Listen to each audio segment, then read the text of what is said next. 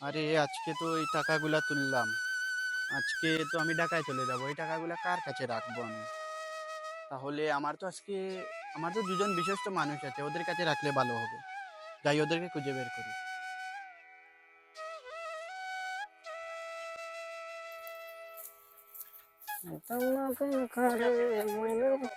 ও তো আসছে, ওকে আমি দেখি ওখানে তো ওকে টাকা দিয়ে দেবো, ওকে বলে টাকা ভালো দিতে। আছে, তুই কি খবর আছে? আছি বন্ধু, ভালো আছে। আমার তো একটা সমস্যায় পড়ছি আর তোর কাছে আসছি। কি হয়েছে? বন্ধু, আমি তো সিদ্ধান্ত নিয়েছি হজে যাব। তার জন্য আমার কিছু টাকা ছিল। এখন আগামীকালকে আমি চলে যাব ঢাকায়। এখন টাকাগুলো আমি কার কাছে রাখবো?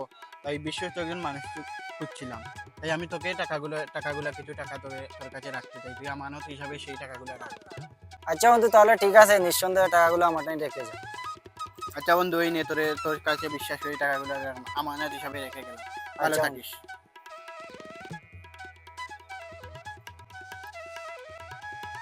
5 লাখ তো সাহেলকে দিয়ে দিলাম, এখন এই 5 লাখ মুয়াজ্জিমকে দিয়ে দেবো। ও কোথায় গেল? ওর কাছে তো রাখলে ভালো হবে, ওকে তো খুঁজে পাচ্ছি না।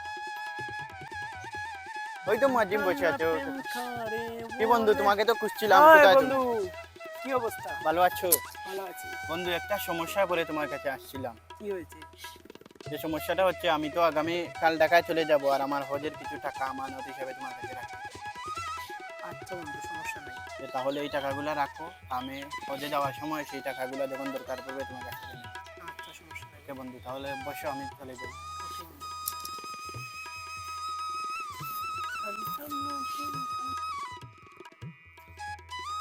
তো মুয়াজ্জিম আর সাহেলকে খুঁজছি, ওদের কাছ থেকে টাকাগুলো নিয়ে নেই।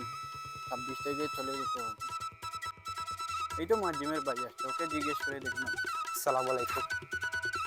ভাই কেমন আছেন? হ্যাঁ, আলহামদুলিল্লাহ ভালো। ভাই আপনার কাছে আসছিলাম, এই যে মুয়াজ্জিম কোথায়? ওকে তো অনেকদিন ধরে খুঁজছিলাম, পাচ্ছি না। ও কোথায়? ভাইয়া তো 3 মাস আগে কানাডা চলে গেছে। কানাডা চলে গেছে? হ্যাঁ। ওর কাছে তো আমার কিছু টাকা ছিল হজে। আজ ওই যে সাহেল কোথায়? ওকে ও, কোথায় বলতে সে হবে? সে তো ইতালি চলে গেছে 3 মাস আগে। আমি তো 26 তারিখ হজে যাব, ওদের কাছে আমার হজের টাকা রাখছিলাম, যে এই হজের টাকা এখন দিতে হবে। এখন তাহলে আমি তাদেরকে এখন কোথায় পাবো হজের টাকা দেওয়ার জন্য? ওনারা তো পাবেন না, ওনারা তো বিদেশ চলে গেছে। এখন ওনাদের বাড়ি গিয়ে দেখতে পারেন। তাহলে তো এই টাকাগুলো তো আমার অনেক প্রয়োজন। এখন তো ওদেরকে আমি কিভাবে খুঁজবো? এই টাকাগুলো তাদেরকে বিশ্বাস করে আমি তাদের কাছে রেখেছিলাম।